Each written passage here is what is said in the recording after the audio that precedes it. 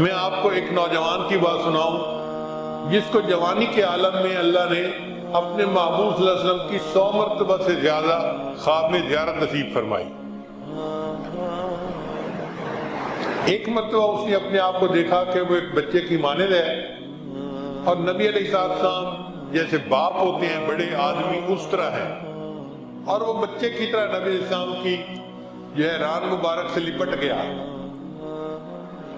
اور اس کو محسوس ہو رہا ہے کہ اس کا دل خوب اللہ اللہ کر رہا ہے۔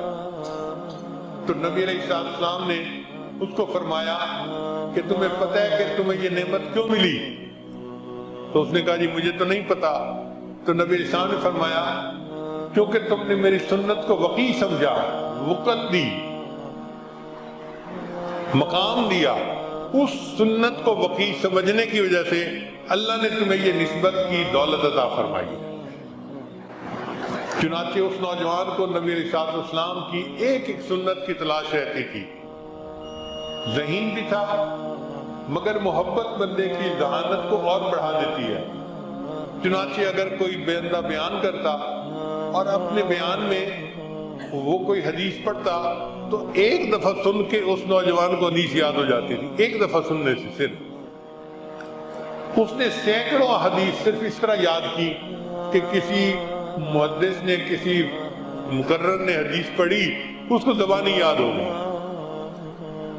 چنانچہ ہمارے استاد تھے شیخ ولی الدین صاحب، ان کے یہاں محفل ذکر ہوتی تھی۔ وہ نوجوان محفل ذکر میں شرکت کے لیے گیا تو شیخ صاحب ذکر سے پہلے کچھ تھوڑی دیر بیان فرماتے تھے۔ وہ جیسے ہی مجلس میں گیا تو شیخ صاحب نے فرمایا یشد بعدہ بعدا، اب یہ الفاظ تو کان میں پڑ گئے، اس سے پہلے کیا کہا تھا وہ سمجھ نہیں آئی، اور ادب کی وجہ سے اتنی جرأت نہیں تھی کہ ان سے دوبارہ پوچھا جاتا کہ جی آپ نے یہ بات کیسے کہی تھی۔ اب وہ نوجوان یہی سوچتا ہوا آیا کہ یہ حدیث مبارکہ ہے تو اس سے پہلے والے الفاظ کیسے ہیں۔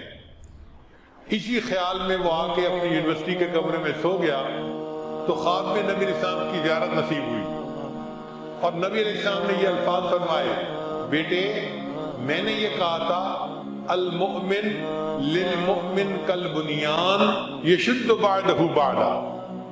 یہ 3 الفاظ اس نوجوان نے خواب میں نبی علیہ السلام کی زبان فیض ترجمان سے سن کر یاد کیے، بعد میں پھر اس کو کتاب میں پڑھا۔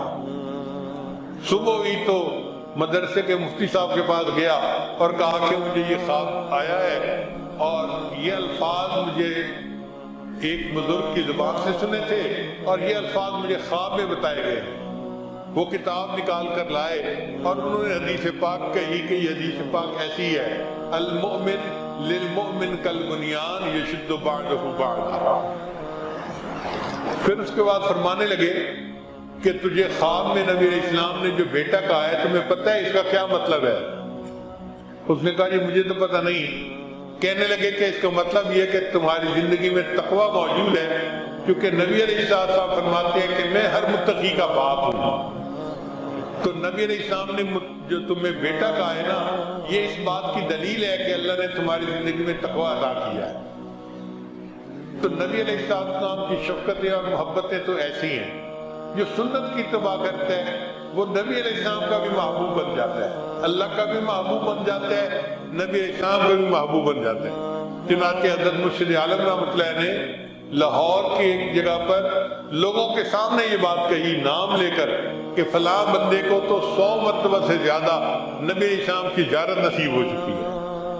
شیخ کی تصدیق ہو جانا زندگی میں یہ اللہ کی بہت بڑی نعمت ہوتی ہے، مگر اس کے پیچھے اصل وجہ کیا تھی کہ ہر عمل چھوٹا یا بڑا اس کو سنت کے مطابق کرنا تھا، ہر وقت سنت کی تلاش رہتی تھی۔